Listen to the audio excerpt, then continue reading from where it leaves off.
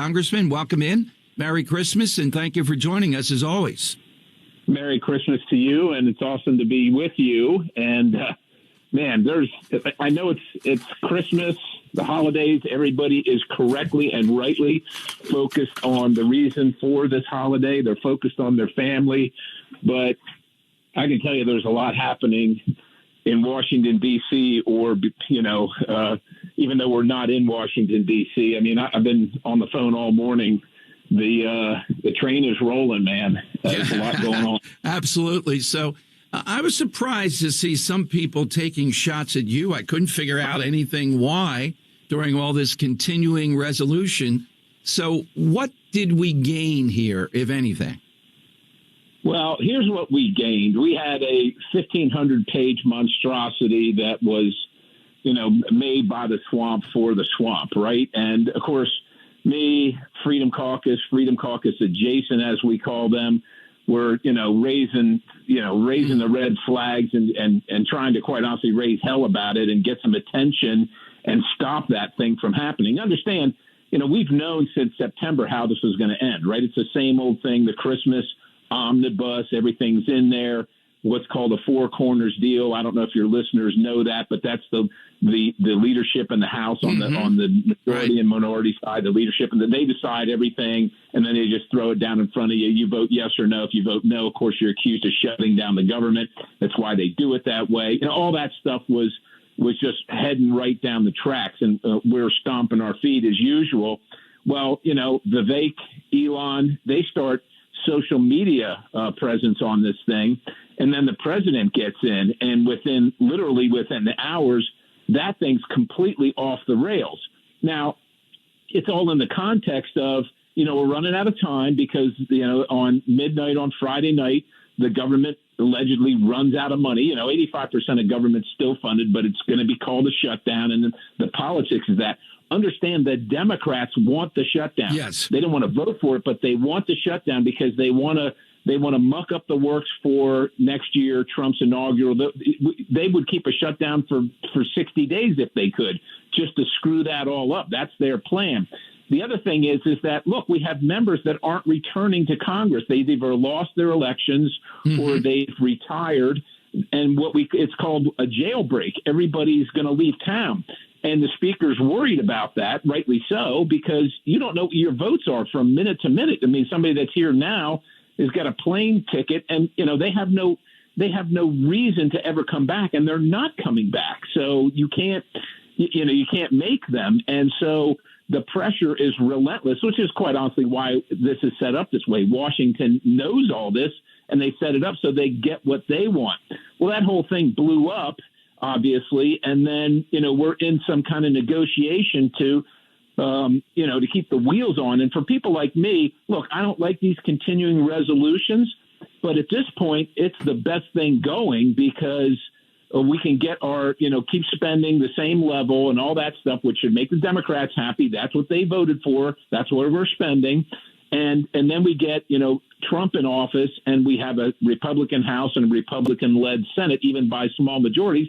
But we should be able to get a much better product, right? So I want to see a CR till like the end of January or something where it's President Trump, not President Biden signing.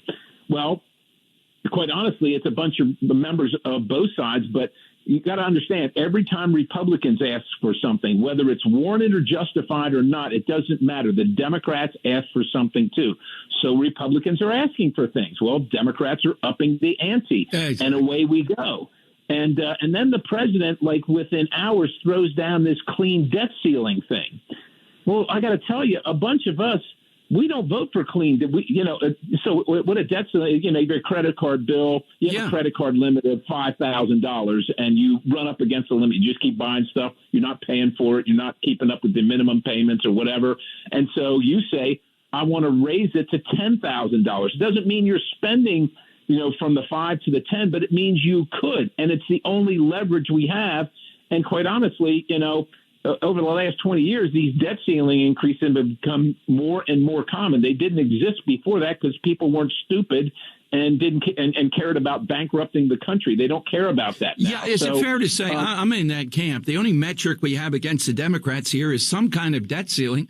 Otherwise, literally, you see them every day. They would spend anything and believe it didn't matter. Yeah, that's exactly right. Now, look, I've talked to the president in the past, and he's furious that Speaker McCarthy moved the debt ceiling increase into his administration. And, of course, we were furious 2 years ago around Memorial Day when Kevin McCarthy did that, and it resulted in him losing the speakership in October, right? But it doesn't matter. It is what it is. Now, look, we've known it's coming, and we have a plan. And we told the president that, and we told him, you can't get the votes for this right now. And it's not that we're mad at you or anything like that. It's not that people are abandoning the president and his mission. But just think about it. So to get the votes on what we call regular order, you need 50% plus one. Well, I hate to say it, but the president made some of this. He worked against some Republicans in their primary. I'm talking about Matt Rosendale in Montana. I'm talking about Bob Good in Virginia. They are still members of the body right now, and they're not voting for a debt ceiling, and they owe President Trump nothing. So they're not going to vote for it. So we don't have the numbers on regular order. So he says, well, let's do it on suspension, which requires a 2/3 vote. So it doesn't matter if every single Republican votes for it. It requires Democrats.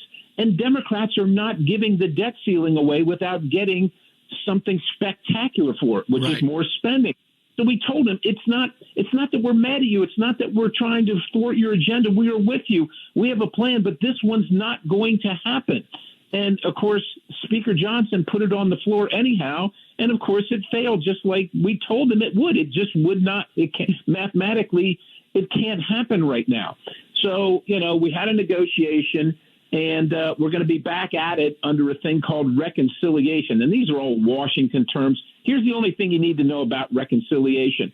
In the Senate, it only requires a simple majority. Every other thing in the Senate requires 2/3. Right. But reconciliation requires only a simple majority, and we can do the debt ceiling in reconciliation, and Chuck Schumer can't determine our fate. He has no leverage over us. Now, the leverage is going to be, though, however, for people like me, you want to raise the debt ceiling, $1 trillion or whatever it's going to be, $1.5 trillion, show me what we're going to cut.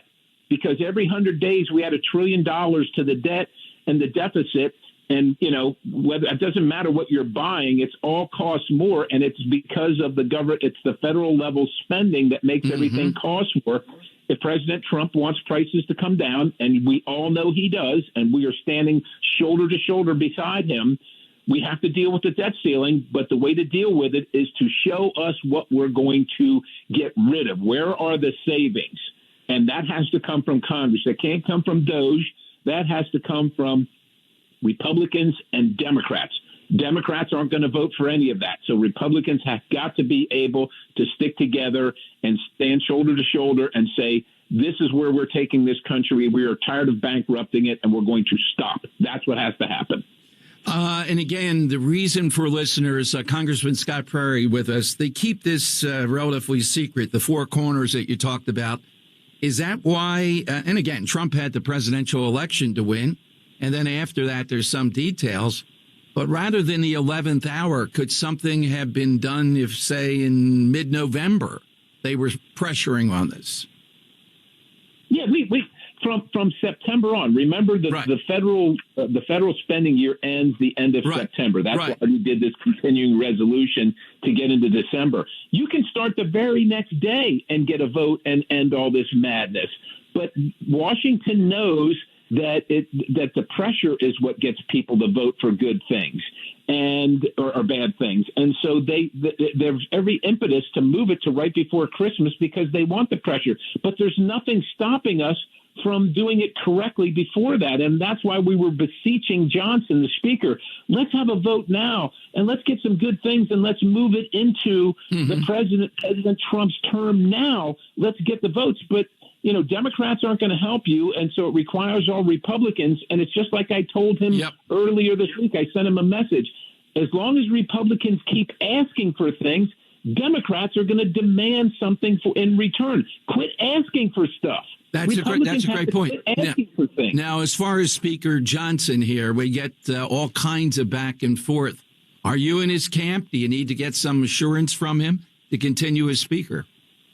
Look, I can't tell you that I like the guy personally. I am not satisfied or enamored by his performance so far. He is essentially, we haven't done very well. And all of this stuff is foreseeable. There were ways out of it.